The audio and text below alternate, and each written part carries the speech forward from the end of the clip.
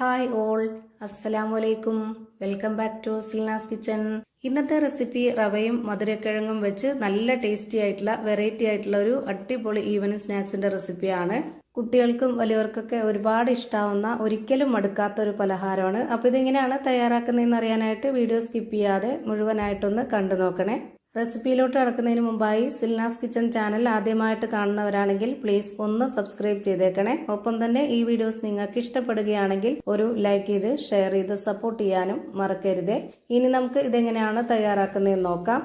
ഇതിനായി ആദ്യം തന്നെ 2 മധുരക്കിഴങ്ങ് എടുത്തിട്ട് കഷ്ണങ്ങളാക്കിയിട്ട് കുക്കറിലിട്ടിട്ട് വേവിച്ചെടുത്തിട്ടുണ്ട്. നല്ലപോലെ കഴുകിയതിന് ശേഷം കുക്കറിലിട്ട് വേവിച്ചെടുത്തതാണിത്. എന്നിട്ട് അതിന്റെ തൊലിയൊക്കെ കളഞ്ഞെടുത്തതിന് ശേഷം ഞാനിതുപോലെ കട്ട് ചെയ്തെടുക്കുന്നുണ്ട്. ഇതുപോലെ ചെറിയ ചെറിയ പീസുകളായിട്ടൊന്ന് കട്ട് ചെയ്തെടുക്കുന്നുണ്ട്. എത്രയാണ് ഓരോരുത്തർക്കും പലഹാരം വേണ്ടത് അതിനനുസരിച്ച് എടുക്കാവുന്നതാണ്. ഞാനിവിടെ വളരെ ചെറിയ 2 കിഴങ്ങാണ് എടുത്തിട്ടുള്ളത്. ഇതൊരു മിക്സിയുടെ ജാറിലേക്ക് ഇട്ടിട്ട് നല്ല പോലെ ഒന്ന് അരച്ചെടുക്കാനുള്ളതാണ്. അതിനു വേണ്ടിയാണ് ഇതുപോലെ കഷ്ണങ്ങളാക്കി എടുക്കുന്നത്. ഇതുപോലെ എല്ലാം ഞാനിവിടെ കട്ട് ചെയ്ത് വെച്ചിട്ടുണ്ട്. ഇനി നമുക്കിതൊരു മിക്സിയുടെ ജാറിലേക്ക് ഇട്ട് കൊടുക്കാം.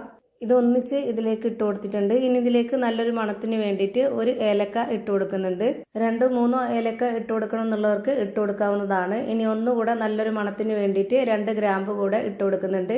ഈ പലഹാരത്തിന് ഒരു പ്രത്യേക മണവും ടേസ്റ്റും ഒക്കെയാണ് ഇതും കൂടെ ചേർത്ത് കൊടുക്കുമ്പോൾ.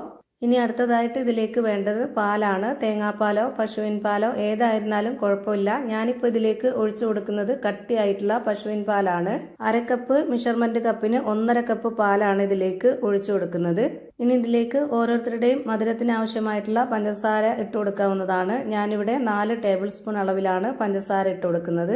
പിന്നെ ഇതിന്റെ ഈ ഒരു മധുരത്തിനെ ഒന്ന് ബാലൻസ് ചെയ്യാനായിട്ട് ഒരു നുള്ള് ഉപ്പും കൂടെ ഇട്ട് കൊടുക്കാം. ഇനി ഇത് നല്ല പോലെ ഒന്ന് അരച്ചെടുക്കുക. അരച്ചെടുത്തുകൊണ്ടിരിക്കുമ്പോൾ തന്നെ ഇത് നന്നായിട്ട് ടൈറ്റ് ആവും. അങ്ങനെ അരയാതെ വരുന്ന ആ ഒരു സമയത്ത് നമുക്കിതിലേക്ക് ഒരു 1/2 കപ്പ് വെള്ളവും കൂടെ ഒഴിച്ചു കൊടുക്കുക. ആ ഒരു വെള്ളത്തിന് പകരം പാല് തന്നെ ഒഴിക്കണമെന്നുണ്ടെങ്കിൽ അങ്ങനെ ഒഴിച്ചു കൊടുത്തിട്ട് അരച്ചെടുക്കാവുന്നതാണ്. ഞാനിപ്പോൾ അരച്ചെടുത്തത് മിക്സിന്റെ പരുവം ഇതാണ്.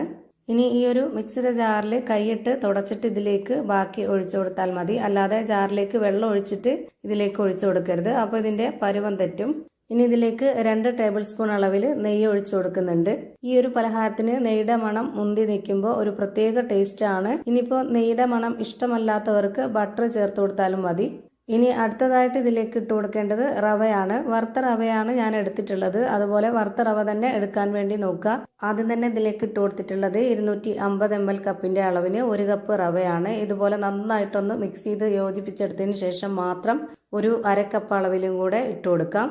എല്ലാം കൂടെ ഒന്നിച്ചിട്ടിട്ട് ഇളക്കി കൊടുക്കരുത്. ഇതുപോലെ ഘട്ടഘട്ടമായിട്ട് ഇട്ട് കൊടുത്തിട്ട് വേണം നല്ലപോലെ ഒന്ന് ഇളക്കി യോജിപ്പിച്ചെടുക്കാനായിട്ട്. അപ്പോഴേ ഇതിന്റെ പരുവം കറക്റ്റ് ആവുള്ളൂ. ഇപ്പോൾ ഇതിലേക്ക് വേറെ വെള്ളമൊന്നും വേണ്ടി വന്നിട്ടില്ല. നന്നായിട്ട് കറക്റ്റ് ആയിട്ടുണ്ട് ഇതിന്റെ ഈ ഒരു മിക്സ്. ഇതിന്റെ പരുവം എന്താണെന്നുള്ളത് ഞാനിപ്പോൾ കാണിച്ചു തരാം. ഇതുപോലെ നന്നായിട്ട് ടൈറ്റ് ആയിട്ടിരിക്കണം. ഒരുപാട് നന്നായിട്ട് ടൈറ്റ് ആവരുത്. ഒന്ന് കുഴഞ്ഞ രൂപത്തിലുള്ള ഈ ഒരു പരുവാണ് വേണ്ടത്.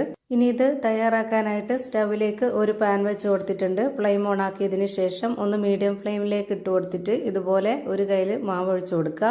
നോൺ സ്റ്റിക്കിന്റെ പാൻ അല്ലാന്നുണ്ടെങ്കിൽ മാത്രം ഒന്ന് നെയ്യ് സ്പ്രെഡ് ചെയ്ത് കൊടുക്കുക. അല്ലാന്നുണ്ടെങ്കിൽ നോൺ സ്റ്റിക്കിന്റെ പാൻ ആണെങ്കിൽ നെയ്യൊന്നും തടവേണ്ട ആവശ്യമില്ല. ഇതുപോലെ നേരിട്ട് ഒഴിച്ചു കൊടുത്താൽ മതി. വീഡിയോയ്ക്ക് കാണാനൊരു ഭംഗിക്ക് വേണ്ടിയാണ് ഞാൻ ഇതുപോലെയൊക്കെ കറക്റ്റ് ലെവലാക്കി എടുക്കുന്നത്. അല്ലാന്നുണ്ടെങ്കിൽ ഒഴിച്ചു കൊടുത്തിട്ട് അതേപോലെ തന്നെ അങ്ങ് വെച്ചിരുന്നാലും മതി. മീഡിയം ടു ലോ ഫ്ലെയിമിന്റെ ഇടയ്ക്കുള്ള ഫ്ലെയിമിൽ ഇത് വെച്ചിരിക്കണം. എന്നിട്ട് വേണം വേവിച്ചെടുക്കാനായിട്ട്. ഒരുപാട് ഫ്ലെയിമിന്റെ ആവശ്യമില്ല. നന്നായിട്ട് വെന്ത് കിട്ടണം. ഇതുപോലെ നന്നായിട്ടൊന്ന് വെന്തതിന് ശേഷം മാത്രം ഒന്ന് തിരിച്ചിട്ട് കൊടുക്കുക. ഈ ഒരു സൈഡും കൂടെ നന്നായിട്ടൊന്ന് വെന്ത് വരട്ടെ. ഇതിന്റെ മുകളിൽ നെയ്യൊന്ന് തടവിയെടുക്കണം എന്നുള്ളവർക്ക് ഒന്നുകൂടെ തടവിയെടുക്കാവുന്നതാണ്. ഇത് വെന്തുകൊണ്ടിരിക്കുമ്പോൾ തന്നെ നല്ലൊരു മണമാണ് ഇതിന്. അതുപോലെ ഇത് കഴിക്കാനാണെങ്കിലും ഒരു പ്രത്യേക ടേസ്റ്റ് ആണ്. ഞാനിവിടെ തിരിച്ചു മറിച്ചൊക്കെ ഇട്ട് കൊടുത്തിട്ട് നല്ല പോലെ വേവിച്ചെടുത്തിട്ടുണ്ട്. ഇനി നമുക്കിത് എടുത്ത് മാറ്റാം. ഇതേപോലെ തന്നെ എല്ലാ മാവിലും ചുട്ട് ഞാനിവിടെ ഒരു പാത്രത്തിലേക്ക് മാറ്റിയിട്ടുണ്ട്. നല്ല അടിപൊളി ടേസ്റ്റി ആയിട്ടുള്ള ഒരു വെറൈറ്റി ആയിട്ടുള്ള പലഹാരം റെഡിയായി കിട്ടി. ഇത് ചൂടോടെ കഴിക്കാനാണെന്നുണ്ടെങ്കിലും ചൂടാറി കഴിക്കാനാണെന്നുണ്ടെങ്കിലും നല്ല ടേസ്റ്റ് ആണ്. ഇതിന്റെ അകം എങ്ങനെയാണ് ഇരിക്കുന്നതെന്ന് അറിയാനായിട്ട് ഞാനൊന്ന് പൊട്ടിച്ച് കാണിക്കുന്നുണ്ട്. അപ്പോൾ ഇത്രയേ ഉള്ളൂ ഇന്നത്തെ വീഡിയോ. വീഡിയോ ഇഷ്ടമായാൽ ലൈക്ക് ചെയ്യാനും കമന്റ് ചെയ്യാനും ഷെയർ ചെയ്യാനും മറക്കരുത്. അതുപോലെ തന്നെ ഞാനിടുന്ന പുതിയ പുതിയ വീഡിയോസ് നോട്ടിഫിക്കേഷനായിട്ട് കിട്ടുന്നതിന് വേണ്ടി സബ്സ്ക്രൈബ് ചെയ്ത് ബെല്ലൈക്കൺ അമർത്തി അതിൽ ഓൾ എന്ന ഓപ്ഷൻ എനേബിൾ ചെയ്ത് കൊടുക്കാനും മറക്കരുത്. പുതിയൊരു വീഡിയോയുമായി വീണ്ടും വരും. Thank you for watching.